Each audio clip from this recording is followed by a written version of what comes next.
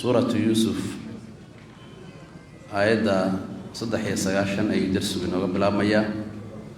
ودرك السجي إنه قدم به قصة النبي الله يوسف عليه السلام سلام كان إنه قدم به سورة يوسف ورنتي أنا قصة رجني سأدي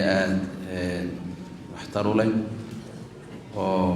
أي تهاي إن بدن ضد كمسلمين تيني عبارة قاتان حاجة دمبنا وينو أكتونا آيات إلهي قلنا نديو وعين سومريني أيضا نبي الله يوسف عليه السلام ويسكو الشيغي من كاي ولا الله هايين ورنتي حالته أي آدي آدو حميد ظروف تلقاله iyo dadkan kala yani waxa weeyaan dayoobay diyaala ku rooyahay aabahoodna uu la indhabeeray dartood awashadii markuu dhageystay markaa nabi yuusuf calayhi salaam waa kii isku cadeeyay ayagana waa tii ku noqotay aan fariirka inay arkaan yani waxa weeyaan ninkii ay ceelka ku rideen oo maanta boqora hadalkoodiina wuxuu noqday laqad aatharaka allahu calayna الله لقد آثرك الله علينا وإن كنا لخاطئين أين جفوا ذي قرتان لما كان أي بقرابان نبي الله يوسف عليه السلام خالد كي يكسبيه سقنا بكا سجب النمل أبو الله الله لا تثريب عليكم اليوم وحنانا وما أنت أدليه نمجرته إلهي بايدين بدافية وهو أرحم الراحمين كعواشدي أي كسب بيان والد كودنا واو يعني وحوي خميس كيسي بقدرية شاركي وحدا أيولي هلو قاضو وحولي اذهبوا قاضو ولتقى بقميسي شاركي هذا كنا شاركي وحدا أيولي هلا قاضو فألقوه وحد خطورتان على وجه أبي أبهي وجهي سا خطورة ومعناها وجهك وصارة يأتي وحو هادونا بصيرا هي وحركة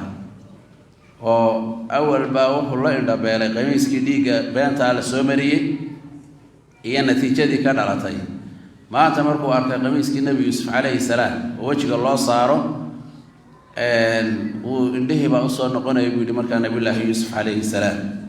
وأتوني كان بأهلكم إهلكيننا أجمعين دمانتون أنا باديها كسوغورة لما أنت واحد مادان هل كان مدحتو يدا يعني وأدقناه كارا يبكو لمركا نبي الله يوسف عليه السلام اذهبوا بقميصي وحلتك تان قميص كيغا هذا كان وفألقوه وحد كتورتان على وجه أبي أبهي وجهي سكتورة يأتي أي يصير وحنقون دونا بصيرا كي وحركية واتوني كان بأهلكم إهلكين أجمعين دمانتون ولما قرتي فصلت العير سفرك وكسب حي مصر يد دجانكي يعني وحويان أي كسبنايين مركي كسب حين ومقالدي أي كسب فاروقين قال وحولي أبوهم وأبهود والنبي الله يعقوب عليه السلام من كان هذا يعني وحوي النبي يوسف لجوجا قميص كلودي بيو إيو كوا هذا حال كان كجهارة إيده كوا يصير دلائما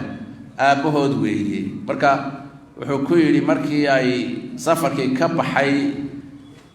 بلد كي أي وحكوي لي إني أنا أقول أجد وحن هليا ريح يوسف نبي يوسف لا يدسي أيان دريمية قولكيسي أي سوق عليه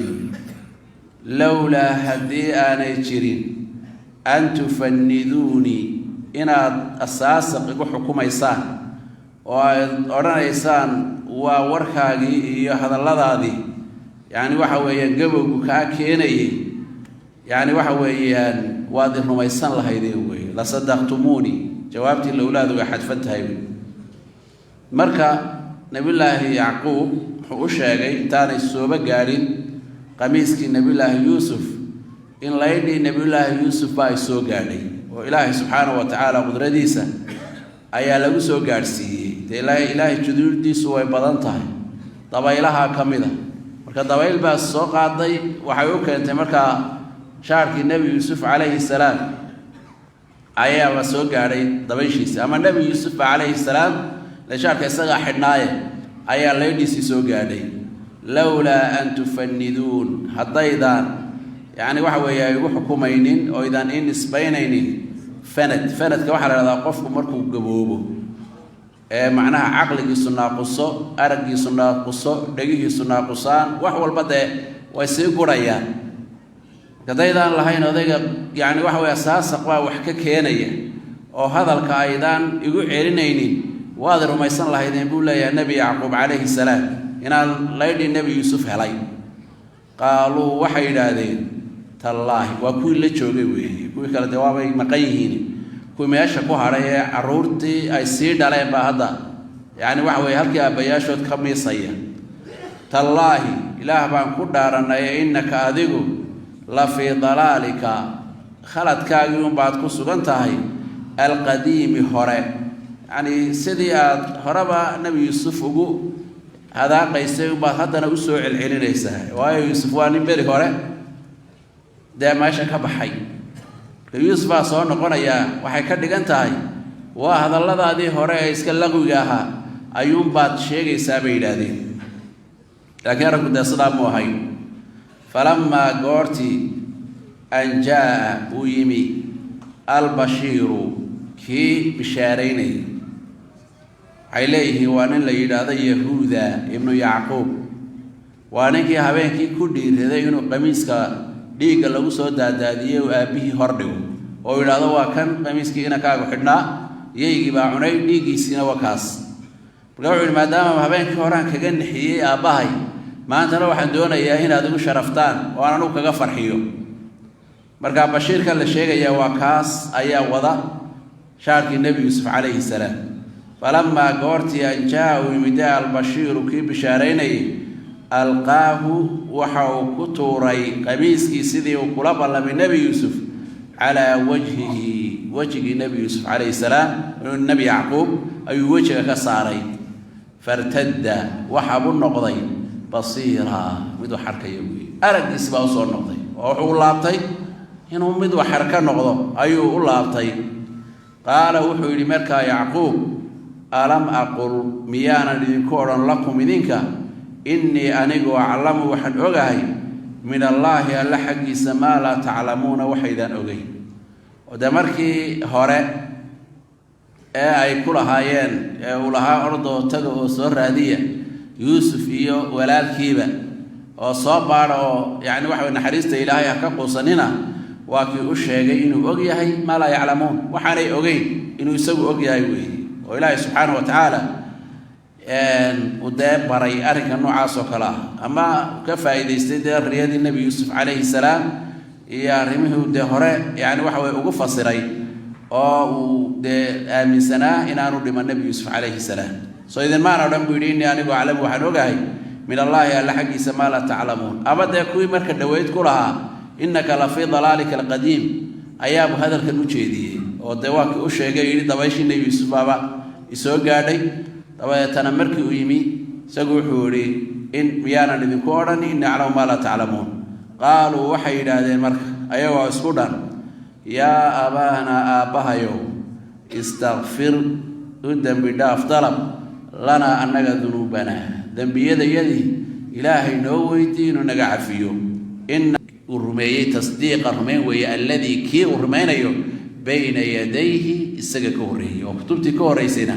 dee inta yani waxa weeyaan ilaahay xaggiisa ka timid sidaa uunbay run u ahayd wa tafsiila kulli shayin iyo faahfaahin iyo sharaxaad iyo caddayn la caddeeyey shay kasta oo dee ummaddani u baahan tahay weeye ayay caddaynaysaa hadday tahay waxaynu cilmi uga baahanay oo ilaahay subxaanahu wa tacaala wuxuu inoo xalaaleeyey wuxuu ilaahay nagu waajibiyey waxa ilaahay subxaanahu wa tacaala inoo sunneeyey waxa ilaahay naga reebay waxa ilaahay subxaanahu wa tacaala u nacay ee uu yidhi iskaga fogaada wahaluma jar hadday tahay wararka iyo qisooyinka haddii hadda laga warramayo oo xaqiiqo ah waxyaabaha dhici doona ee mustaqbalka imanaya oo ayadana la faahfaahiyey ilaahay subxaanahu wa tacaala tawxiidkiisii oo layna baray hadday tahay sida loo caabudayo hadday tahay sida ilaahay subxaanahu wa tacaala tawxiidkiisa loo rumaynayo alasmaa wa sifaat hadday tahay tawxiid rububiya انتبه إلهي سبحانه وتعالى وين بري وهدى وحنون ورحمة إيان حريص لقوم يؤمنون قولوا إيمان له أو رمينيا أي إنتانا ويهيوي مركا قرآنكي وظيفة دي سيور دنبا لينو شيغي كو رسوش كتبتي هوري كو هوريسي إلهي كسو دكتي هورتاور رمينيا هذا تيالو كتاب ده وحي كتاب كاكو يالالكا نكو جرايا سودو waxa kale ku cad wax kasta oo aynu u baahannahay noloshayna inuu kaga dhaqano iyo waxaynu ilaahay ugu dhawaanayno waxa ilaahay neceb yahay waxa ilaahay jecel yahay wuxuu raali ka yahay waxa uu inoo diiday intaba tafaasiisheedii kitaabka aynu ku haynaa weey wax kale uma baahnin wahudan hanun weeye wa rahmatan naxariis liqawmi yu'minuun ay u yahay oo muxuu ka hanuuninayaa dee baadida ayuu ka hanuuninayaa oo xaqa ayuu ku sugayaa dadka ilaahay subxaanahu wa tacaala naxariistiisa doonaya weeye oo yani waxa weeye ilaahay subxaanahu wa tacaala naxariistiisa ayuu ku siinayaa adduunyadan iyo maalinta aakhiraba ilaahay waxaan weydiisanaa subxaanahu wa tacaala inuu inaga mid dhigo kuwa ilaahay hanuuniyey ee naxariistiisa uu ku galladaystay ee iimaanka uu ku tilmaamay allah subxaanahu wa tacaala ha inagu daro